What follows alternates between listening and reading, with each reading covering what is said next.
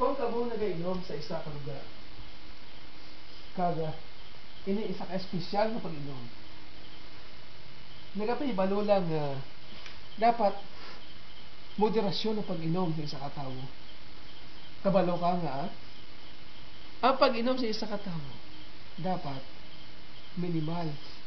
Hanggang sa insakto ng mga dosage. Parehas ini sa tabo sa akong nga amigo.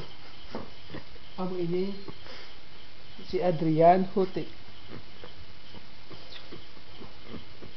Ang akong nga amigo sa una pa. Siya nagainom, malabig na. Ang problema, nagkakatulugan sa isa kasana. Pero wala man sa iba ng mga kwestiyon kag problema nga masyado. Kaya ini ang iyang natulugan, masyado kabugnaw. Kaupod sa iyang amigo, kala ko, kami masinadya diri sa isa ka parte sa iyang utos. Ang ako ng amigo sa iyan, hindi na mapukaw, bangod, hubog na. Dahil ang ako lang mahambal, ikaw na labi amigo, abyan ko nga, Jo Marie magpadayon sa niyo. Natungod siya. Wala na resistensya. Natungod siya. Wala asang ibuga. Ang ginabuga sa wala na ikontra. Tungod puti na iwagay-way para sa kontra.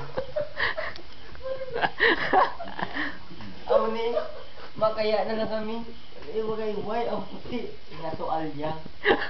Hindi, ikaw kay bubog na. Tulog na ito pa sa Kagako, iubog na. Kasi Roque, videohin na. Ano niya malo ay Adrian tol? Bird. Ano si Abian ko Roque? Pamagutakon ano ang dapat nga Abay nung Roque naman bal mo din siya kasi ilaw. Wala umambar siya. Yung ni migo mo. Ako nga inom sa vodka ba? Hubog na kami tayo no? Kamu ni bigyan ng vodka no?